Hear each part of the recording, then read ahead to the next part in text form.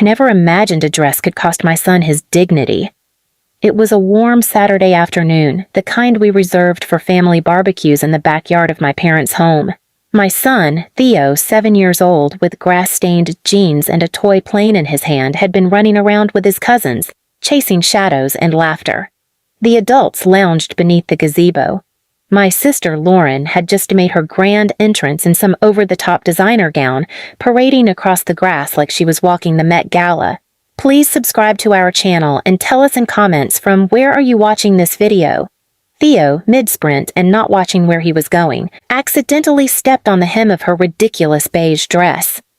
The silence that followed was instant and sharp. Lauren froze. Her hand flew to her mouth in mock horror, but her eyes, they were pure rage. Without a word, she lunged. Before I could move, she grabbed my son, my baby, by his hair. Not his arm, not his shoulder, his hair. She dragged him across the lawn, screaming, "Look what you did to my dress! You ruined it, you stupid little brat!" Theo screamed. His knees scraped against the stone path. His hands flailed. I sprinted toward them, heart pounding. "Lauren, let him go!" By the time I reached them, my son was trembling, cheeks streaked with tears, and Lauren still had a fistful of his hair in her claws. I shoved her back with all the strength I had. She stumbled, gasped dramatically, and clutched her dress like she was the victim. My father stormed over and got in my face. "You need to control your son," he barked, ignoring the red mark on Theo's temple. "He's destructive. Lauren's dress was custom-made for the gala next week." My mother nodded, arms folded. "He's always been out of line. Maybe you should discipline him better. And pushing your sister like that? You should be ashamed." "Ashamed?" Theo clung to my leg, still crying. I knelt, inspecting his scraped arms and patchy scalp. His curls, the ones he was so proud of, were matted with dirt and yanked out in patches. And my parents stood there defending Lauren. Again. I'd forgiven too many things growing up in that house. Like the time Lauren accidentally locked me in the attic during a storm, or when my parents called my scholarship a fluke while funding Lauren's fashion school in Paris. But this crossed every line. "You really think I'm going to let you hurt my son and blame him for it?" I said, my voice shaking. "She assaulted him, and you're backing her." My dad's voice dropped, cold and final. "It was a mistake. You're making drama, as always. Don't start threatening family over a dress." But I wasn't threatening. I was promising. That night, I took photos of Theo's injuries. I filed a police report. I called a lawyer. And I found every text, every voice note, every snide message Lauren had ever sent me about how Theo acted like a wild dog, how I was raising a problem. And I was done being the quiet daughter. They didn't know it yet, but Lauren's designer dreams, her upcoming sponsorship deal, and her brand-safe image as a local youth fashion coach were about to come crashing down.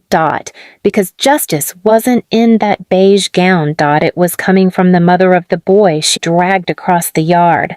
The bruises on Theo's arms faded slowly, but the fear in his eyes didn't. He stopped sleeping through the night. He flinched whenever a door slammed. My once outgoing boy began avoiding the playground, clutching his toy plane like a lifeline. Every time he asked, "Mommy, am I bad?" my heart broke into smaller pieces. And the worst part? My family acted like nothing had happened. 3 days after the incident, my mother sent a group text. "Family dinner Friday, don't forget the pie." No apology, no check-in on Theo, just pie. Lauren, meanwhile, was posting on social media about her upcoming brand partnership with a local fashion boutique, smiling with captioned quotes like, "Peace always wins," and "Family first." Always. Hypocrisy has never looked more filtered. But I wasn't just grieving betrayal. I was building a case. I sat down with my attorney and showed her everything. The photos of Theo's injuries, the statements I'd recorded when Lauren tried to blame Theo for the dress, and the messages from my parents pressuring me to let it go for the family's sake. "That's emotional abuse," my lawyer said, scrolling through my screen.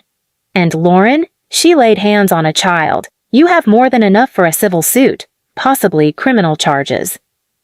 But I wasn't after jail time. I wanted something more permanent. You see, Lauren ran a youth fashion mentorship program for teenage girls, a program that required her to maintain a pristine public image. I knew the nonprofit board president, and I also knew that they would never tolerate a child abuser at the helm.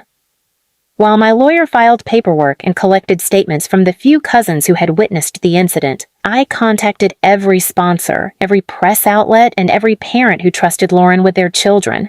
I didn't exaggerate. I told the truth with photos to prove it. The fallout began slowly.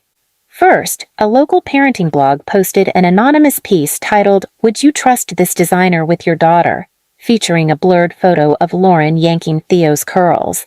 Then one of her sponsors pulled out, "Due to conflicting values." Then another. Lauren showed up at my doorstep at 9 p.m. one evening, mascara streaking down her face. "You're ruining my career!" she screamed, pounding on the door. "I lost 3 contracts this week. What do you want from me?" I opened the door just enough for her to see Theo standing behind me, watching silently. "I want my son to feel safe," I said, voice low. "And I want you to understand that dragging a child across the ground is not something you walk away from with a photo shoot." "You're exaggerating. It wasn't that bad. He tripped." I held up my phone, playing the audio file I had recorded the day of the barbecue. Lauren's screeching voice calling Theo a brat, screaming that he ruined everything, the sound of him crying, the silence from my parents. Lauren staggered back. "Huh? I'll sue you for slander." I smiled, calm. "Try. The footage is real. And by the way, you'll be receiving court papers tomorrow. I'm taking you to civil court child endangerment, emotional trauma, and loss of safety. You won't just lose your sponsorships. You'll lose your right to be around my child. Permanently." Her face twisted into something between fury and disbelief. "Mom and Dad will never forgive you." "They already made their choice," I said. "Now, I'm making mine." As she stormed away, I closed the door and looked down at Theo. He looked up at me and asked, "Does this mean she can't hurt me again?" I bent down, kissed his forehead, and whispered, "Not ever again." And I meant it. The courthouse smelled like cold marble and old paper. Theo clutched my hand tightly as we passed the security checkpoint. He wore a tiny blazer over his favorite cartoon shirt, and though his eyes were wide with nerves, he didn't cry. I did. Not in the way people think, but the kind of cry that sits behind your ribs, silent, heavy, watching your child walk into court because your own sister hurt him and your parents justified it. That's a grief you don't put into words. Lauren sat on the other side of the room, flanked by a polished attorney in a navy suit. Her hair was straight, styled, her expression cool and collected. She wouldn't even look at me. My parents sat behind her, mom whispering to Dad, Dad occasionally shooting me a cold stare. They still hadn't said a word to me since the court summons. The judge, a stern woman with gray hair and calm eyes, called us to order. My attorney stood first. She didn't embellish. She didn't accuse without evidence. She simply let the facts speak. The child, age 7 at the time, was grabbed by the hair and physically dragged across a concrete patio by the defendant, his own aunt, during a family event. The reason given? He accidentally stepped on the hem of her dress. This is not discipline. This is assault. The courtroom was silent as my attorney showed the photos. One by one. The bruises. The scraped knees. The red marks on his scalp. Then came the audio recording. Lauren's voice enraged, calling Theo a worthless brat, yelling that he ruined her look, while my son sobbed and my parents told me to stop making a scene. When it finished, the silence was loud. Lauren's attorney rose, attempting a defense. The defendant reacted impulsively, but there is no lasting harm. Lasting harm? I stood up. He still wakes up screaming. He thinks being quiet makes him safer. He asks me every night if she'll show up again. That's harm. The judge raised her hand gently. You'll have your turn, Miss Dawson. I sat. My hands shook. Then Theo was called to the stand. He was small, fragile, but brave. The judge bent slightly forward. Theo, can you tell us what happened that day? He nodded. I stepped on her dress. I said sorry, but she pulled my hair and dragged me. I cried, and no one helped. Did you feel scared? He hesitated, then whispered, Yes. I thought I did something so bad I didn't deserve to be hugged. I covered my mouth, stifling a sob. The judge's jaw tightened. She thanked Theo and excused him. Then she looked at Lauren. "Miss Dawson," the judge said coldly, "you have shown not just poor judgment, but cruelty, and your family's enablership of your actions is equally disturbing. You will have no legal access to the child. You will stay 200 yards away from him, and you will pay damages. Additionally, your actions will be reported to every board associated with your mentorship program. This court will not allow abusers to hide behind family titles or PR smiles." Lauren's mouth dropped open. "This isn't fair. She's turning everyone against me."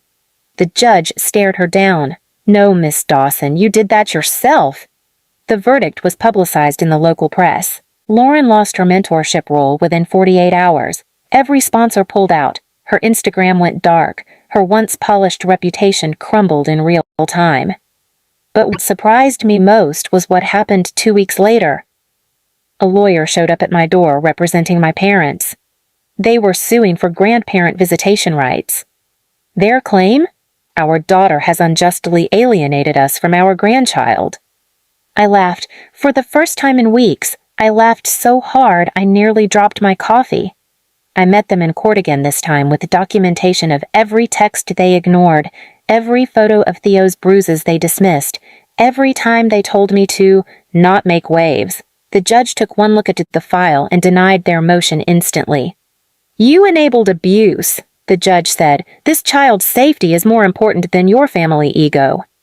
After court, my mother stopped me in the parking lot. "We were just trying to keep the family together," she said, tears in her eyes. "Why would you destroy everything like this?" I looked her dead in the eye. "You destroyed it the moment you chose image over innocence." Then I walked away not out of rage, but peace. A few months later, I bought the house my parents had been renting from their longtime landlord, a property they thought they had a deal on, quietly, through a shell company. When their lease expired and the paperwork arrived with my name at the bottom, they finally understood. I wasn't their doormat anymore. They begged, cried, said they had nowhere to go. I offered one sentence before leaving them on the porch. "Now maybe someone will finally pity you." And with Theo holding my hand, we turned the page on a new life. Where his laughter wasn't a threat. Where justice wasn't just a word. Where I was no longer their scapegoat, but my son's protector. Forever. Please subscribe to our channel and tell us in comments from where are you watching this video.